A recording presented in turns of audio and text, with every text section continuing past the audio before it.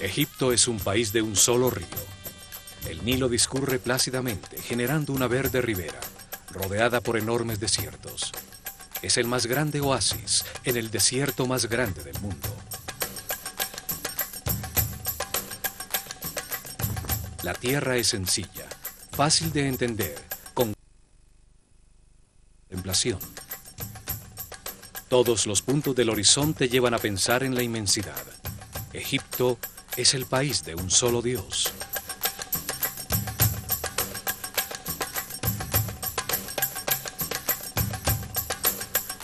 Allí, durante miles de años, se gestó una civilización que vivió en paz y armonía, sin salirse de sus límites naturales para tratar de imponerse a otros pueblos, dedicada por completo al perfeccionamiento espiritual.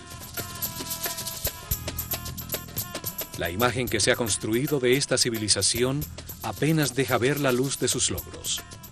Su lenguaje escrito permaneció incomprendido por milenios. Solo se ha decodificado su nivel más básico, el de los símbolos que representan a los sonidos del lenguaje. Existen niveles superiores, con símbolos que transmiten conceptos, no sonidos. Estos no han sido descifrados todavía. Las traducciones solo se basan en la parte fonética, o en el mejor de los casos, se interpretan de acuerdo a las creencias de los traductores. Los que creen que eran unos bárbaros primitivos llegan a un tipo de interpretación, y los que creen que eran una avanzada civilización basada en lo espiritual, poseedora de tecnologías incomprendidas, llegan a otros totalmente distintos.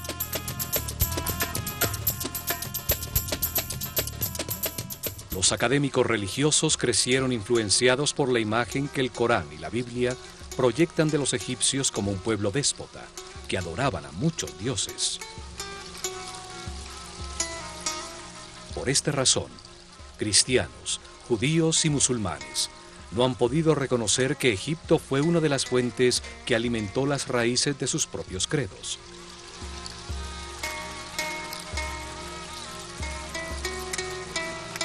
Esta imagen fue reforzada por la incorrecta traducción de la palabra néter, como Dios o diosa, cuando en realidad significa fuerza o causa fundamental, principio divino, función que ordena al universo. Los néters personifican atributos de Dios. Fueron una manera sencilla de explicar al pueblo que el único Dios responsable de la creación tiene distintas características. No significa que sean múltiples dioses. Un solo hombre puede ser un maestro, un padre y al mismo tiempo un esposo, sin tener que ser múltiples personas. Son distintas características de un solo ser.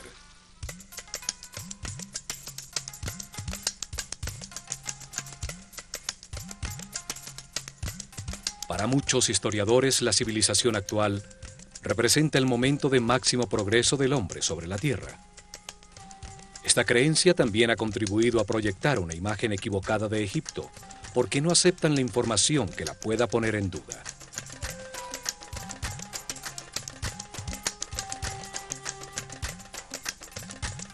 Aceptan solo parcialmente los documentos cronológicos de gobernantes egipcios que han llegado a nuestro tiempo, invalidando los registros anteriores al rey Menes, con el argumento que solo esa parte es un mito irreal.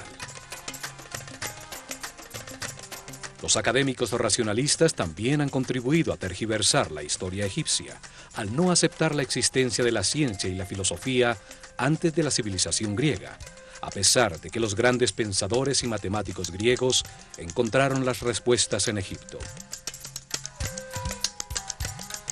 Todo esto ha proyectado una imagen equivocada de la cultura egipcia.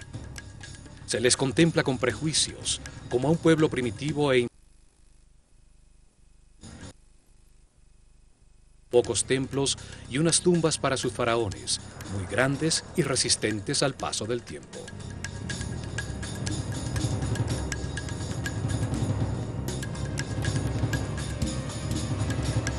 Estos programas buscan reexaminar su cultura, redescubrir sus templos para conocer las verdades talladas en sus muros, abrir una puerta a su concepción de la realidad, con una mentalidad libre que permita ver más allá de los mitos en los que los tenemos sepultados.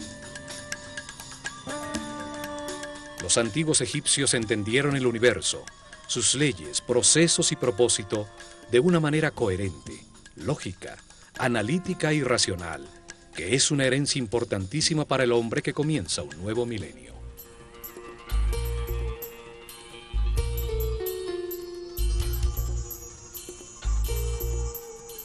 Nueva información comienza a salir a la superficie.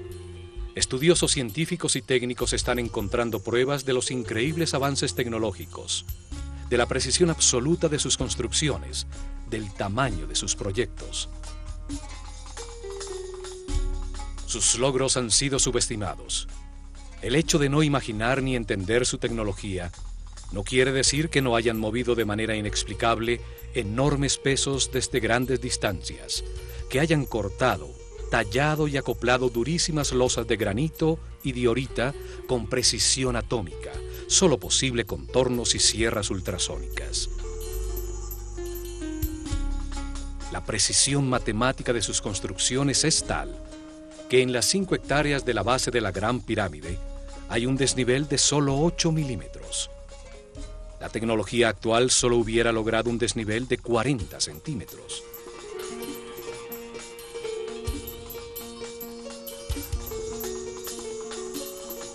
Su sistema de medidas, basado en el hombre, dejó constancia exacta de las medidas del planeta, de los movimientos del sistema solar en la galaxia. Importantísima información sobre los ciclos cósmicos que determinan cataclismos periódicos no puede quedar relegada como un mito. Esta herencia forma parte de nuestro anciano futuro.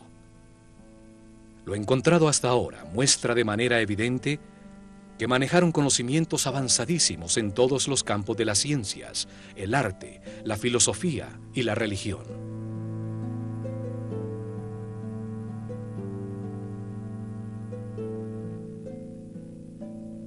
Conocimientos que forman parte de una herencia aún más antigua de un período desaparecido de la humanidad, el llamado Atlante, anterior al diluvio universal, al que sobrevivieron unos pocos sacerdotes que construyeron las bases de este ciclo que vivimos. La humanidad tuvo un gran desarrollo sobre la Tierra. Unos pocos sacerdotes científicos, previendo la catástrofe, se prepararon para sobrevivirla. A ello se debe la aparición súbita, sin ningún período de evolución, de todos los conocimientos egipcios. Estos sabios estructuraron una cerrada casta sacerdotal. Se organizaron en templos para que sus sucesores guiaran al pueblo en un proceso de perfeccionamiento espiritual que perduraría por miles de años. Fueron llamados los sacerdotes de la escuela de misterios de El Ojo de Horus. Eran los depositarios del conocimiento, y su visión de la vida sobre la tierra como un proceso de perfeccionamiento espiritual para convertir un hombre casi animal en superhombre determinó el camino de los egipcios. Su manera de entender el progreso como una evolución en los conocimientos sobre el universo es invaluable para el hombre occidental, que ve el progreso como la adquisición de comodidades materiales. La Escuela de Misterios aceleró el proceso evolutivo de una serie de iniciados que recibieron información para entender el mundo dual en que vivimos, de contrastes extremos, de luz y oscuridad, de miedo y amor. Así pudieron entender que en las distintas vidas se experimentan en carne propia estos extremos, como resultado de las decisiones que libremente se toman, lo que permite compararlos y comprender que es verdad. Cada vida es un paso necesario para añadir conocimiento. Los egipcios vieron al hombre como un modelo a escala del universo, que al entenderse a sí mismo puede encontrar verdades superiores, deducir aspectos de la realidad. Como es arriba, es abajo. Los sabios sacerdotes enseñaron que todo existe en una gran mente, que somos pensamientos de Dios, con la capacidad de crear en nuestro propio pensamiento. Todos somos aspectos de una única realidad. Todo es uno, uno es todo. Por eso, desarrollaron simultáneamente su ciencia, su arte, su religión y su filosofía, de una manera multidisciplinaria, conjunta, sin especializaciones que ciegan.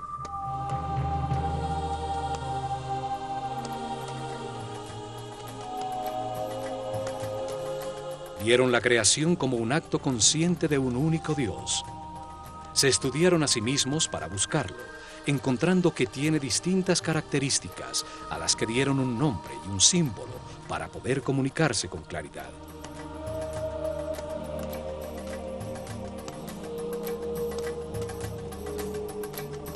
Llamaron Atum, a la característica de Dios inmanifestado, cuando no ha creado el universo, y este solo existe como potencia dentro de él.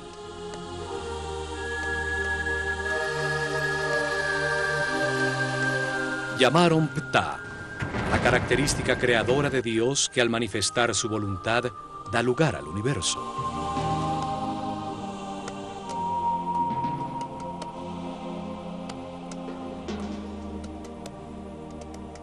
Llamaron Amón, a la característica de Dios que hace al hombre libre de crear en su propia mente a su propia imagen y semejanza.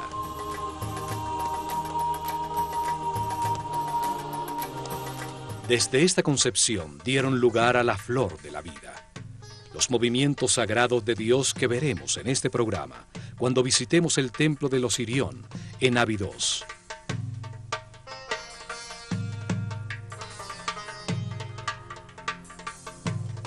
Los templos fueron instrumentos científicos de alta precisión para medir y registrar los movimientos de los astros. Su herencia nos dice que los astros determinan los ciclos del universo, los procesos que vive el hombre y la humanidad. En los templos concentraron los conocimientos que encontraron mientras se estudiaban a sí mismos en un proceso dirigido de perfeccionamiento espiritual. Allí desarrollaron simultáneamente las ciencias, el arte, la religión y la filosofía en un solo todo dinámico, pues creían que ningún aspecto de la realidad estaba separado del otro. Alrededor de los templos, guiada por seres muy evolucionados espiritualmente, creció una de las civilizaciones más incomprendidas y más avanzadas sobre la Tierra. Es hora de recuperar nuestra herencia.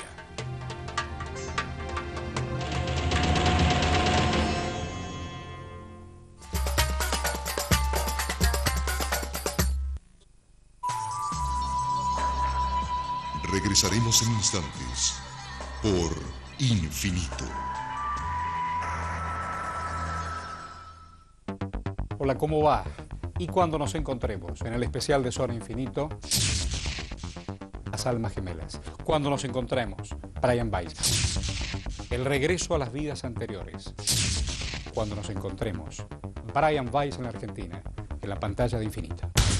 Especial de Zona Infinito con Brian Weiss. Una nueva emisión, el sábado 8, por Infinito. A veces los científicos en su arrogancia comienzan a pensar que pueden crear la molécula perfecta de ADN, que pueden crear el origen. Las mentes más evolucionadas de nuestro tiempo nos sitúan más allá de la nueva era. Hemos llevado al planeta al borde de la destrucción. Una producción propia y exclusiva. Jamás me he llamado sanadora, porque solo ayudo a tomar conciencia. Más allá de la nueva era. Los lunes, en Infinito Alternativo. ¿Cuánto espacio crees que ocupe el lavado en tu vida? Por eso Skip desarrolló el nuevo polvo con sistema biotérmico que elimina las manchas difíciles aún en agua fría.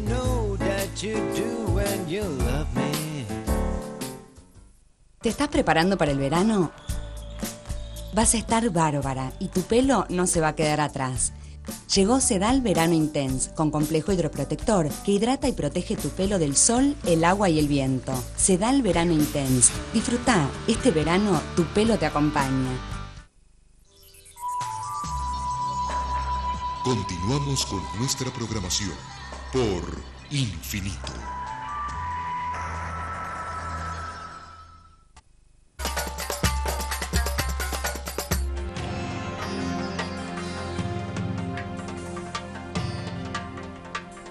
La herencia de su civilización, su visión del universo, está resumida en unos pocos símbolos, sabiamente escogidos entre los elementos de su realidad.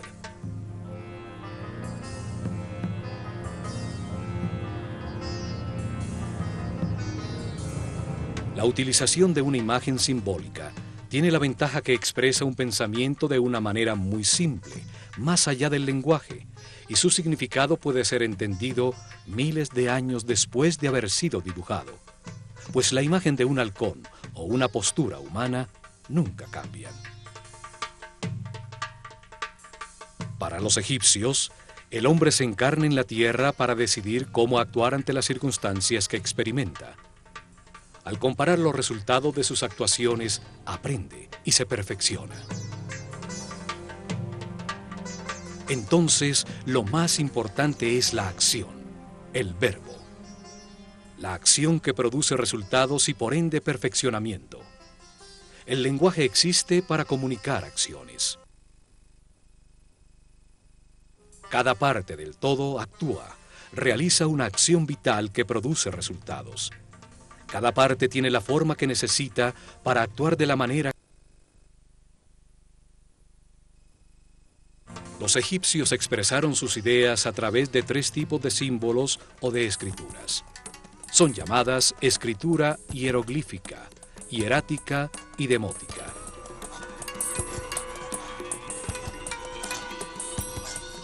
El primer tipo de escritura utiliza imágenes muy simples, llamadas hieroglifos. Hieros significa sagrado y glifos significa imprimir. Así llamaron los griegos escritura sagrada a las tallas simbólicas egipcias. Los hieroglifos tienen distintos niveles simbólicos para comunicar. El más básico, simple y sencillo es el nivel de los símbolos fonéticos. Utilizaron 24 símbolos gráficos que eran asociados a un sonido, no a una idea. Forman el alfabeto egipcio. Era la escritura que daba forma al lenguaje del pueblo.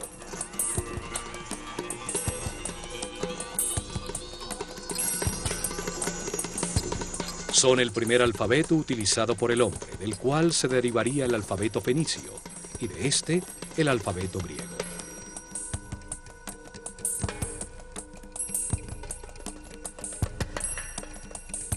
Podían escribir indiscriminadamente en columnas o en líneas horizontales para ser leídas en cualquier sentido. Las cabezas de las figuras simbólicas miraban hacia donde comenzaba la frase. Así marcaban la dirección en que debían ser leídas. Durante milenios permaneció indescifrado, hasta que en 1799 los expedicionarios franceses que llegaron con Napoleón encontraron en Rosetta, sobre el Mediterráneo, una piedra de granito negro, escrita en los finales de la civilización egipcia. En muy mal estado, ninguna de sus líneas estaba completa. Aún conservaba 14 líneas escritas en hieroglifos, 32 líneas escritas en demótico y, lo más importante, 54 líneas en griego. Una escritura conocida que indicaba que el texto traducía las otras escrituras. Un experto en lenguas, Jean-François Champollion, se dedicó a estudiar los textos de la piedra. Descubrió que el antiguo egipcio, como las escrituras semíticas, solo usaba consonantes. Las vocales eran añadidas solo en el lenguaje hablado para dar forma gramatical. En 1822, logra resolver el misterio al comparar 2 cartuchos con hieroglifos del texto, uno de los cuales estaba repetido en una estela circular en la isla de Philae contra el segundo pílono del templo de Isis, que se sabía contenía el nombre del faraón Ptolomeo VI. 2 cartuchos hieroglíficos con los nombres de 2 de los últimos faraones egipcios, Ptolomeo y Cleopatra. Esto permitió decodificar e identificar el alfabeto utilizado. El sonido que en ese momento producían las palabras griegas en copto, un lenguaje utilizado por cristianos egipcios, sirvió para aproximar los sonidos que se supone tenían los antiguos egipcios.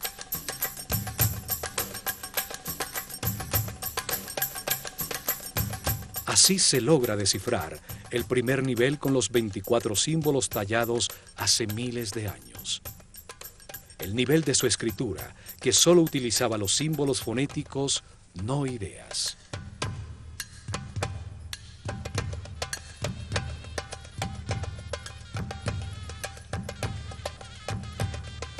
Pero existe un nivel más alto de comunicación en la misma escritura hieroglífica.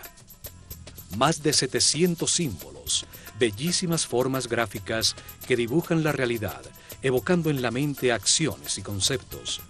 La palabra se convertía en una imagen. Símbolos que imitan las formas de la naturaleza, escogidos por la acción que traen a la mente.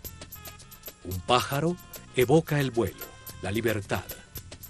Si es un halcón, añade en la mente lo agudo de su vista.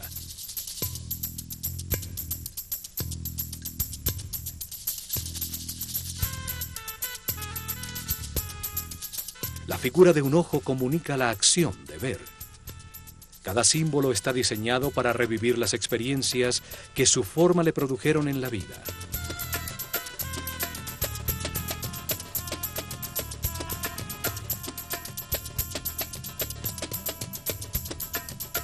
También utilizaban partes fácilmente reconocibles, que hacen pensar en una acción vital. 2 brazos elevados hacen pensar en orar. 2 piernas evocan la acción de caminar. Un brazo extendido, señalar. 2 manos una mano que alimenta, otra que arroja semillas, una jarra que vierte. Símbolos que retratan elementos fabricados por el hombre, que al ponerlos en acción producían un efecto. La herramienta comunica el tipo de trabajo que se puede hacer con ella. Un arado, un rastrillo, una red. Además de la escritura hieroglífica, existió una segunda forma de escritura llamada hierático. Solo era utilizada en las comunicaciones oficiales y comerciales. La tercera forma de escritura solo existió en los últimos años de la civilización, cuando alrededor del año 700 a.C., los escribas que copiaban los textos antiguos simplificaron aún más los símbolos del hierático hasta volverlo casi taquigrafía. Es llamada demótico.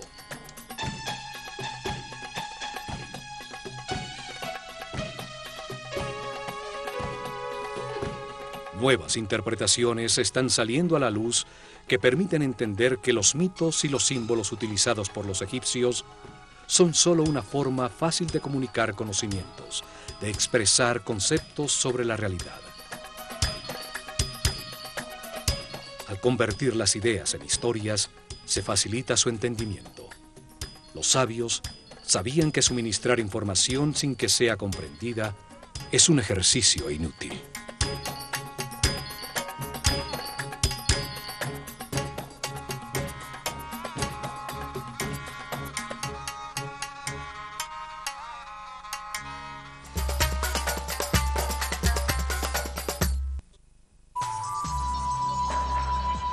Regresaremos en instantes por Infinito.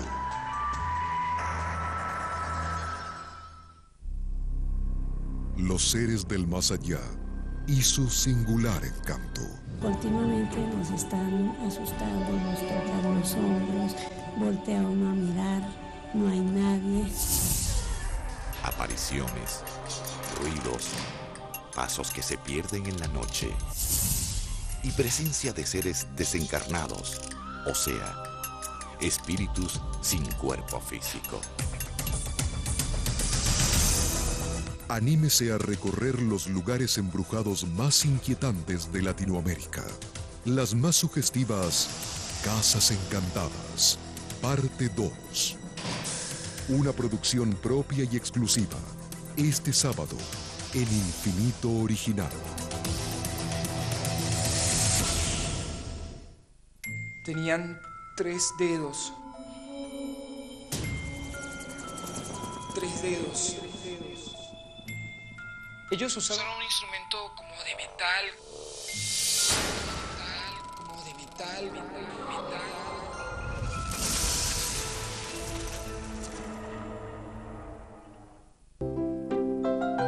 Apenas abre los ojos, ya está descubriendo todo lo que lo rodea. Es el comienzo de un día intenso. Por eso, desde siempre, Haggis Mimito Ultra Trim te da en un mismo pañal la máxima absorción y la cubierta más respirable para que su colita esté seca y fresca durante el día y toda la noche. Porque cada mañana él tiene todo un mundo por absorber. ¿Puede un pañal hacer más feliz a tu bebé? Haggis, bebés felices.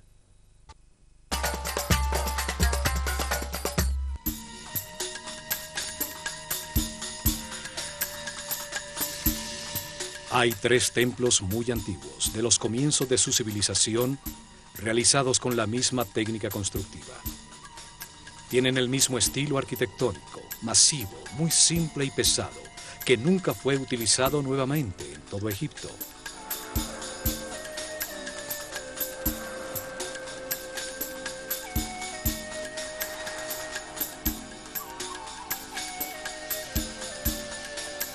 Dos se encuentran en Giza, el templo de la Esfinge, construido exactamente frente a ella, y a su lado sur, el templo del Valle, en ese momento frente al Nilo.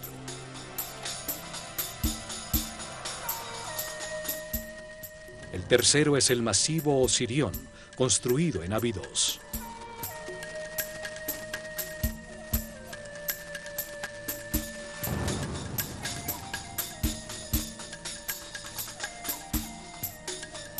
Los 2 templos de Giza están construidos con enormes bloques que retiraron para darle forma al cuerpo de la Esfinge. Solo estos templos en todo Egipto utilizaron unos bloques tan enormes, una forma masiva, ciclópea, cerrada totalmente hacia el exterior por enormes muros de piedra, con 2 accesos simétricos frontales hacia el exterior. El peso promedio de los bloques utilizados en su construcción es de 50 toneladas. Debían poseer una técnica constructiva que facilitaba la utilización de bloques tan grandes como una casa.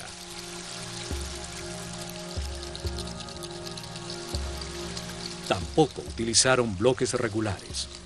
Todos eran distintos, con sus lados cortados en distintos ángulos, sobre los que encajaban de manera exacta y milimétrica los que colocaban encima. Otra particularidad de estos templos es que los bloques esquineros están cortados de manera especial. El bloque forma parte de los 2 muros para permitir que la energía del edificio se moviera de un lado al otro sin interrupciones. Esto obligaba a que la totalidad del bloque tuviera que tallarse en algunos casos más de 30 centímetros para formar la esquina. En la naturaleza orgánica no hay ángulos rectos. Una esquina es una articulación que permite el flujo de las energías y el fluir de los líquidos.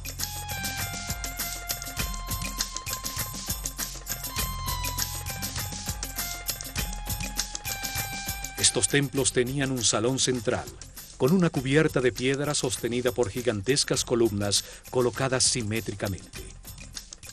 Formaba una gran terraza superior que dominaba toda la planicie.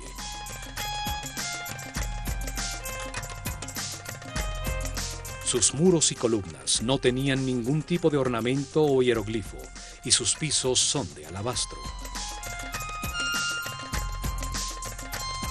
El salón era alumbrado por tragaluces en el techo de piedra que dejaban entrar un chorro de luz directamente sobre las estatuas de los Néters, similares a esta de Sekhmet en el templo de Karnak. Estos templos fueron utilizados desde el Sep-Tepi, el momento en que comenzó la nueva etapa después del diluvio, en ceremonias iniciáticas de los sacerdotes de la Escuela de Misterios del Ojo de Horus.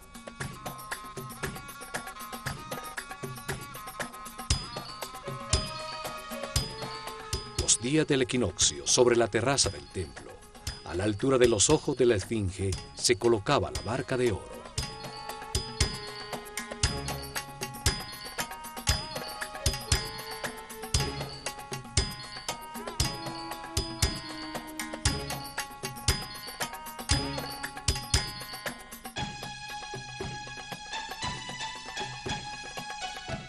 Símbolo del proceso evolutivo del hombre en su camino de reencarnaciones sobre la tierra y del recorrido del sol en el cielo.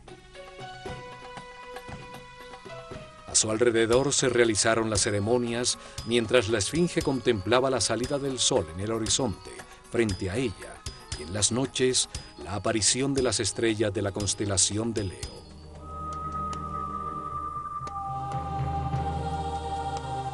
Cuatro razones se dan para afirmar que la esfinge y estos templos fueron construidos por el faraón Kefren. La primera es que en el templo de la esfinge se encontró enterrada, cabeza abajo, la famosa estatua de diorita negra de Kefren con un halcón en su cuello.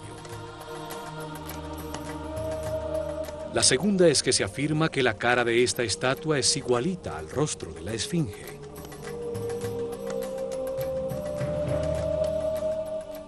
Encontramos que sus facciones son muy distintas a las de Kefren. La tercera es que entre los brazos de la esfinge se encontró una estela tallada por Tutmosis IV, que en una de sus líneas tiene la sílaba Kef, a pesar de que la misma estela afirma que la esfinge estaba allí desde el comienzo de los tiempos, el Sep-Tepi. La cuarta es que por todo esto a Kefren se le atribuye también la construcción de la pirámide central de Giza, que tenía adosado a su fachada un templo que estaba unido por un camino cubierto de 500 metros al llamado Templo del Valle.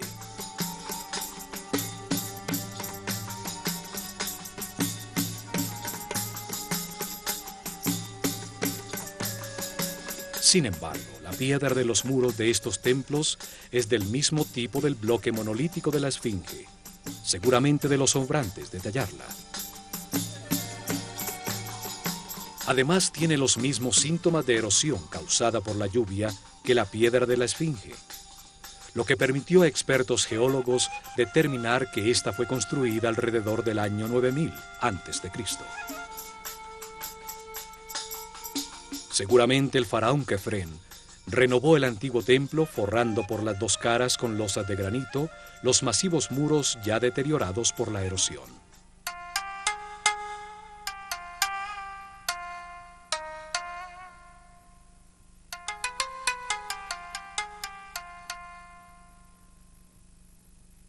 Los antiguos dividieron la parte verde habitable de Egipto en dos grandes zonas con distintas características definidas por la forma del mismo río Nilo.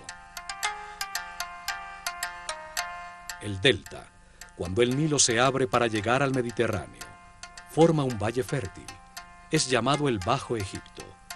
Su símbolo hieroglífico es una abeja, y el faraón ciñe una corona roja para mostrar su autoridad en esta zona.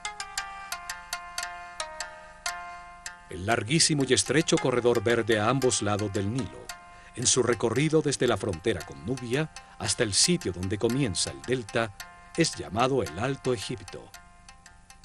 Es simbolizado en su escritura por un arbusto, y el faraón ciñe una corona blanca que representa su poder sobre ese territorio.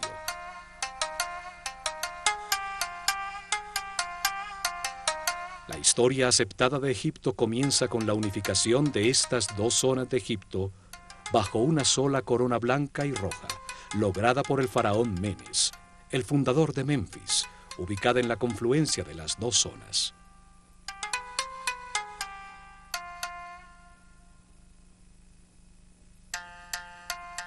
En Abidos, al sur, en el Alto Egipto, existen dos templos, uno al lado del otro. El dedicado por Seti I a Osiris, detrás del cual se encuentra la excavación donde apareció el segundo templo, el Osirión, que permanece parcialmente sumergido en agua.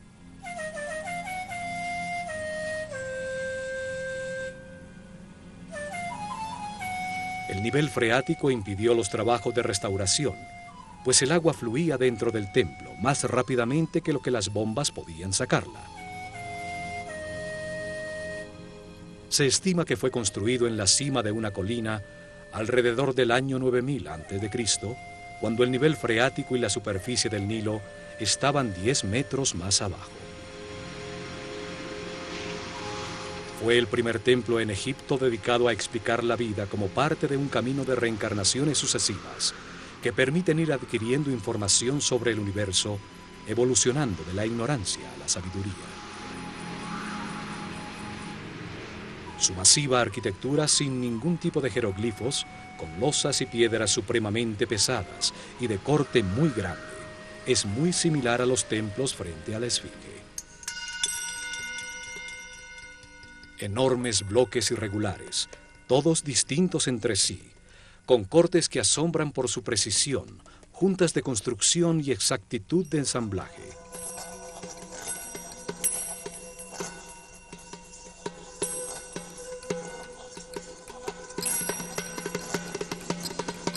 En las esquinas los bloques giran con el muro lateral, teniendo que haber sido rebajados en todo su tamaño para lograr esta forma, lo que incrementa considerablemente el trabajo, pues son de durísimo granito de Asuán. Todo esto implica una técnica constructiva desaparecida, en una época en que supuestamente no existían las herramientas para producir esos cortes tan precisos, mover esos bloques tan pesados o ensamblarlos con tanta exactitud.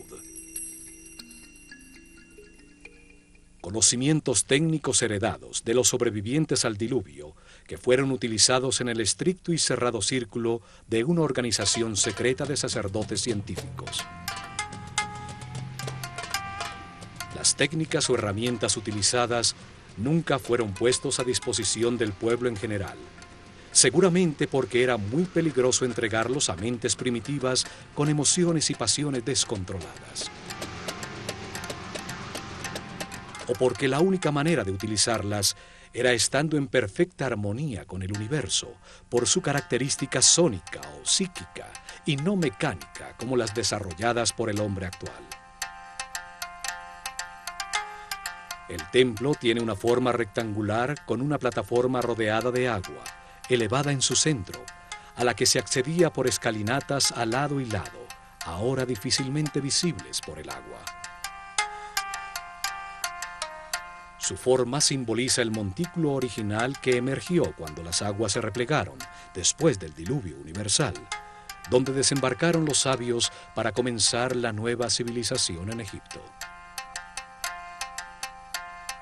Este templo conmemora el Seb Tepi, el tiempo para dar comienzo a una nueva civilización dedicada al perfeccionamiento espiritual.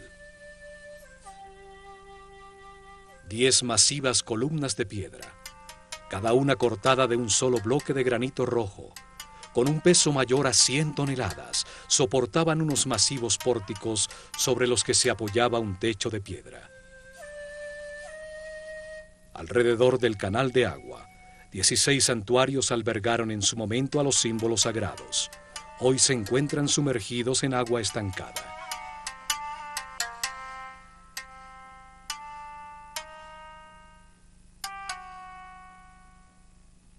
En la esquina superior de uno de esos enormes pilares se encuentran a lado y lado 2 extraños círculos con geométricas figuras en su interior que se tocan en sus bordes. El granito parece quemado con delgadas líneas circulares.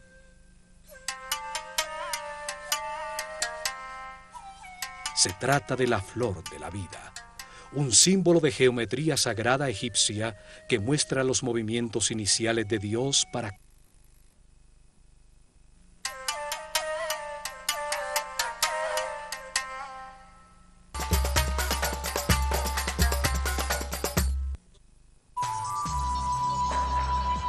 Regresaremos en instantes por Infinito.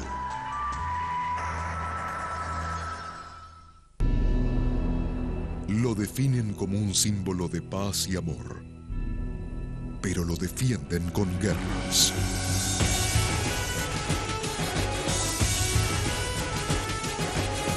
Recorra con nosotros las religiones más importantes del mundo y todo lo que han hecho en el nombre de Dios. Estreno hoy por Infinito.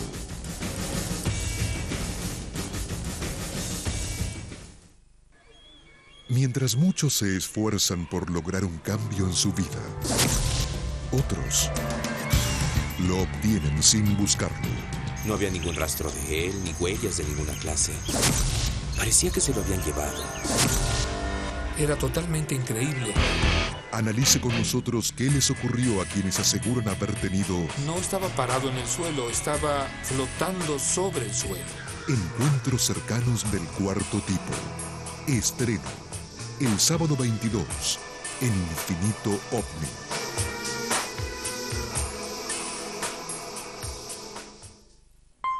¿Cuánto espacio crees que ocupe el lavado en tu vida?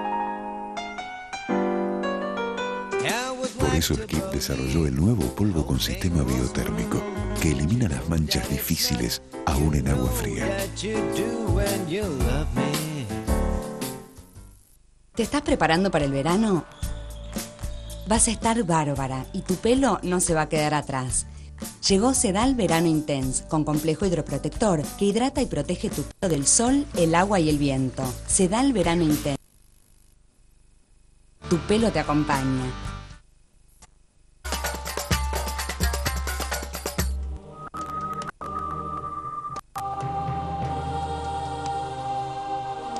La flor de la vida es un símbolo esotérico egipcio que describe la geometría sagrada que dio lugar al universo y que determina los procesos naturales, como la mitosis o el movimiento de los soles y los planetas.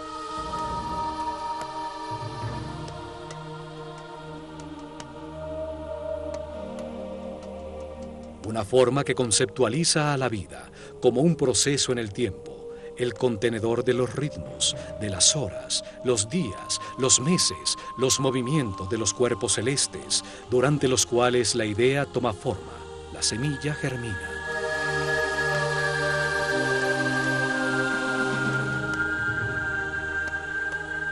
La flor de la vida representa el momento en que Dios activa su voluntad, cuando despierta su conciencia para animar el universo, cuando abandona el estado de reposo, de no yo, de no ser, de vacío y oscuridad.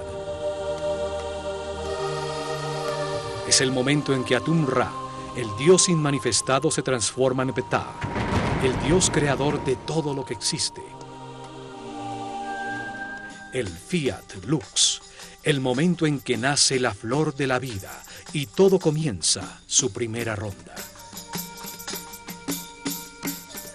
Para los egipcios, los movimientos de Dios comienzan desde un punto central conceptual, el ojo de Horus, desde donde sale la flor de la vida, cuyo fruto es el universo, la creación. El punto es la referencia para saber que existe el movimiento. En él comienza su geometría sagrada. Desde allí Dios crea el primer espacio virtual del universo.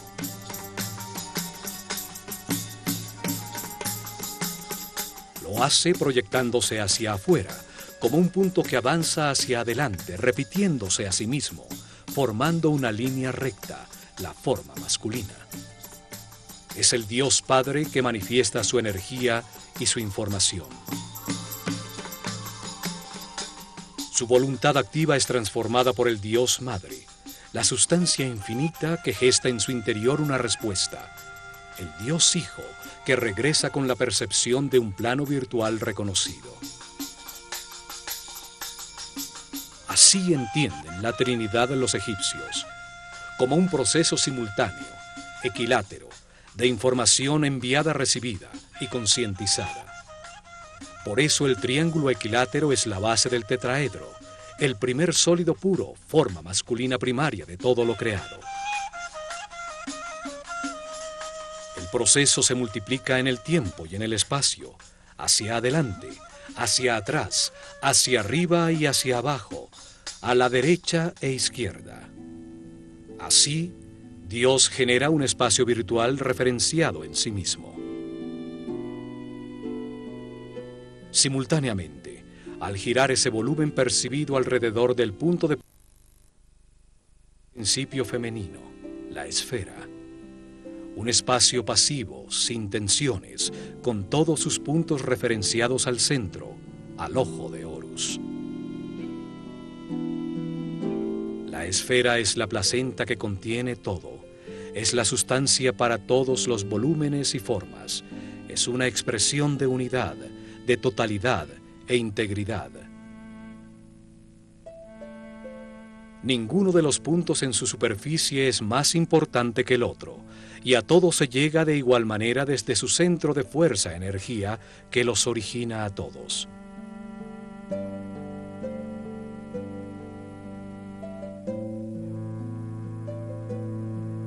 Átomos, células, semillas, planetas y soles, todos hacen eco a esa forma de unidad y potencialidad. La primera esfera virtual contiene los 5 modelos de poliedros regulares, sólidos con todos sus lados y ángulos iguales. Son llamados los sólidos platónicos, en homenaje a Platón, quien aprendió la flor de la vida de maestros egipcios.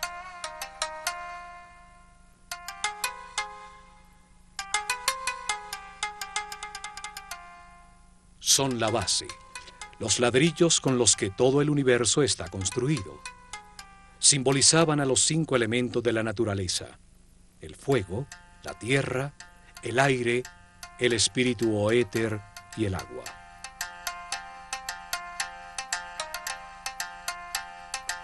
Así Dios comprendió, creó y percibió, desde su centro de fuerza y energía, el primer espacio finito que simboliza a la tierra dentro del infinito, el cielo. La Biblia nos dice que en el principio Dios creó el cielo y la tierra. La tierra estaba informe y vacía. Las tinieblas cubrían la superficie del abismo y el Espíritu de Dios se movía entre las aguas.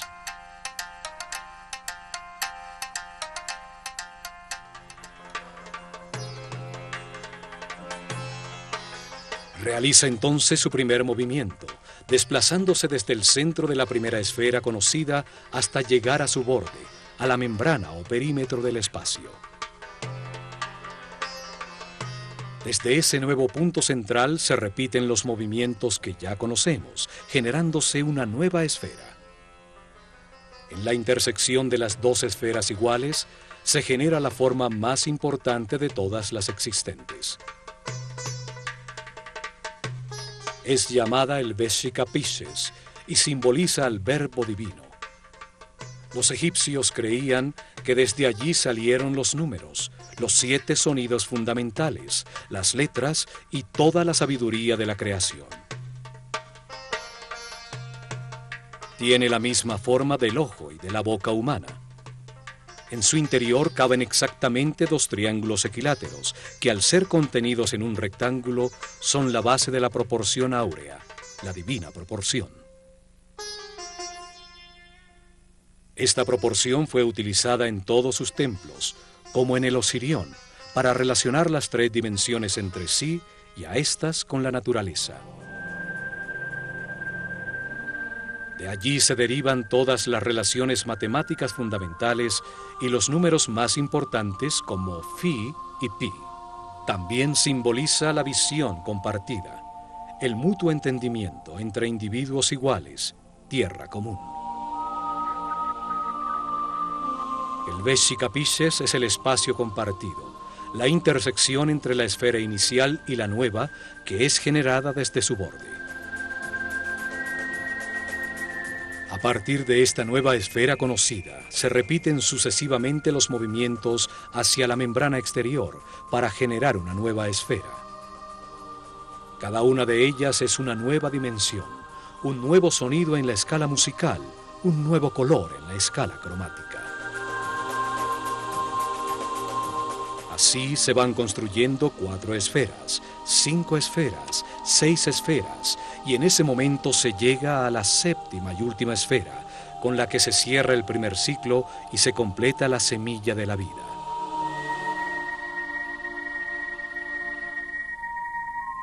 Siete esferas, 7 días de la creación, 7 notas musicales, 7 colores espectrales, 7 capas de músculos tiene el corazón, 7 chakras, 7 sistemas de glándulas endocrinas.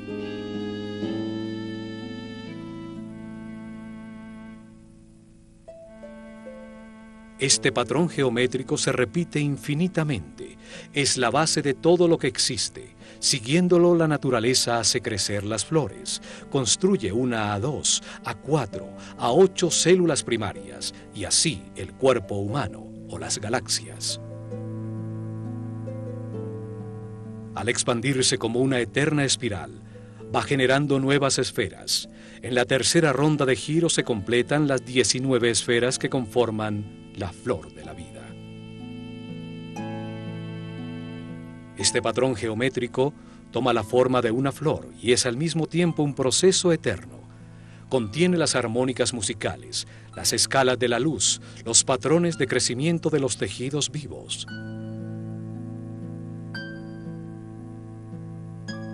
Cada esfera tiene la misma potencia para desarrollarse que la original. Así, la flor de la vida da lugar al fruto de la vida que genera su propia flor.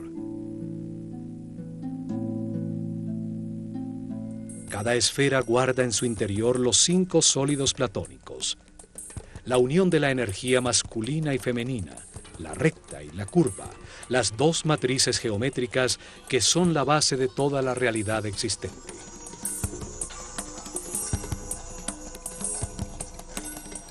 Los sólidos platónicos equiangulares y equiláteros conectan los centros de todas las esferas. Así aparece el tetraedro, el cubo, el octaedro, el icosaedro y el dodecaedro.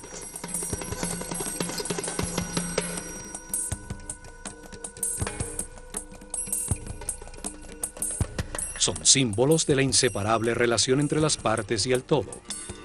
Forman un principio de unidad para toda la geometría de las formas existentes, sin importar su diversidad.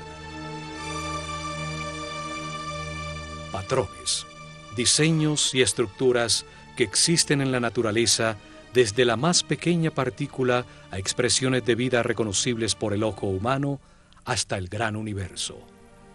Todo sigue un arquetipo geométrico que nos revela la naturaleza de cada forma.